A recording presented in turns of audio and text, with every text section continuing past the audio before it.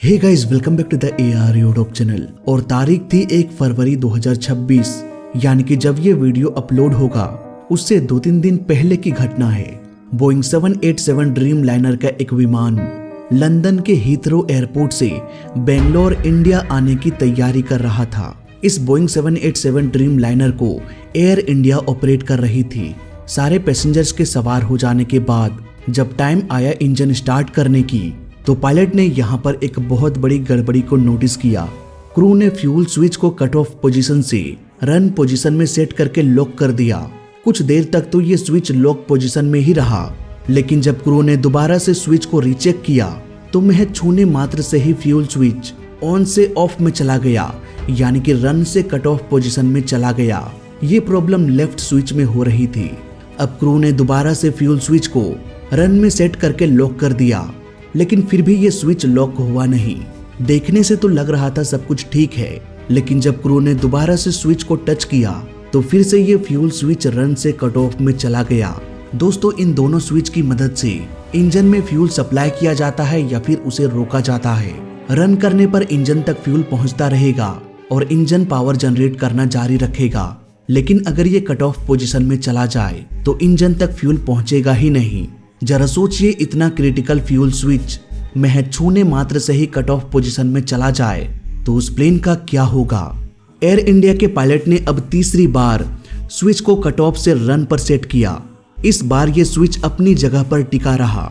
उन्होंने दोबारा से रीचेक किया, स्विच को टच करके देखा, लेकिन इस बार ये स्विच लॉक हो चुका था। इन सब के चक्कर में ये फ्लाइट 35 मिनट डिले हो गई। अब ये प्लेन हीथ्रो एयरपोर्ट से टेक ऑफ करके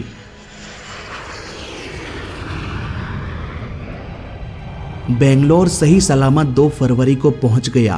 अब पायलट ने पूरी घटना को अपने टेक लॉग एंट्री में बता दिया कि किस तरह से ये फ्यूल स्विच बिना लॉक हुए कट ऑफ हो जा रहा था। ये स्विच इतना इम्पोर्टेंट इसीलिए है दोस्तों कि इसी स्विच की वजह से अहमदाबाद में एयर इंडिया फ्लाइट 171 क्रैश हो गया।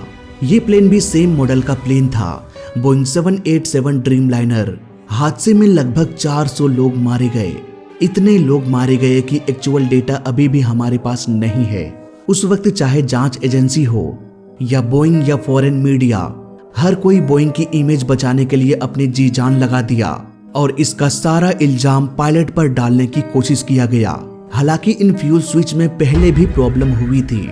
In December 2018, the Federation Aviation Administration published an SAIB stating that the fuel control switch lock mechanism could fail and disengage on its own without the pilot's consent. The Federal Aviation Administration did their part. They would say, look, we issued an advisory warning that there could be a problem with the fuel supply cutting off. You can check your planes if you want. Meanwhile, Air India also washed their hands off, saying it was merely an advisory, not a mandatory directive. Hence the fuel system wasn't inspected. It's disheartening. इतना सब कुछ होने के बाद भी AAIB जो इस case की छानबीन कर रहे हैं, उन्होंने बोइंग को क्लीन चिट दे दिया कि भाई बोइंग में कोई प्रॉब्लम नहीं। पर कहते हैं ना कि अगर प्रॉब्लम है तो आज नहीं तो कल वो दिखेगा ही, चाहे कितना भी छुपाने की कोशिश कर लो। हीथ्रो टू बेंगलोर के इस फ्लाइट ने एक बार फिर से ये साबित कर दिया कि गलती स्विच में है, भले ही बोइंग एक्सेप्ट करे या ना करे। बोइंग तो कह देता है कि हमारा स्विच अगर कट ऑफ से रन कर दो तो वो इतनी आसानी से कट ऑफ नहीं होगा। तो फिर ये क्या था? एयर इंडिया ने फिलहाल इस मैटर में कहा कि हम इस प्लेन को ग्राउंडेड कर रहे हैं। आगे इन्होंने ये कहा कि हमने सारे बोइंग 787 प्लेन के स्विच को चेक कर लिया है, किसी में भी कोई प्रॉब्लम नहीं है। अरे भाई, यही तो दिक्कत है कि दिक्कत बता के नहीं आती है। अचानक से प्रॉब्लम हो जाती है तो क्या ही किया जाए। मान लो कल के ही हीथ्रो वाली फ्लाइट में अगर पायलट का ध्यान दोबारा उस स्विच की ओर नहीं जाता तो फिर उस प्लेन का क्या होता, ये भी तो समझो। सिर्फ ऑन ऑफ कर लेने से एक्चुअल प्रॉब्लम का पता कैसे चल पाएगा, ये तो जांच करने वाले ही जाने।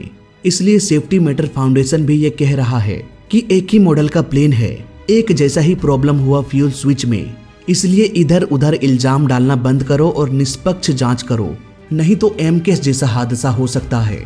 एम केस तो आपको याद ही होगा, बोइंग की लापरवाही की वजह से एम केस नाम के एक फॉल्टी इंस्ट्रूमेंट की वजह से लाइन एयरलाइन क्रैश हो गया। लेकिन बोइंग तो कहता रहा कि भाई नहीं, हमारा टेक्नोलॉजी तो एक नंबर है, इसमें प्लेन की कोई गलती नहीं। बोइंग अपने जिद पर अड़ा था और इसी जिद की वजह से एक दूसरा प्लेन इथोपियन एयरलाइन भी क्रैश हो गया। तब जाके बोइंग ने एक्सेप्ट किया कि हाँ, हमारे टेक्नोलॉजी में खामी थी, हमें बोइंग के इस बर्ताव को नहीं भूलना चाहिए। क्या पता कल इसी स्विच की वजह से एक दूसरा प्लेन हादसा हो जाए और तब जाके बोइंग एक्सेप्ट करे कि हाँ, हमारी गलती थी। फिलहाल तो हम कुछ नहीं कर सकते, बस ऑफिशियल रिपोर्ट के आने का इंतजार कर सकते हैं। फिलहाल इस छोटे से अपडेट में बस इतना ही।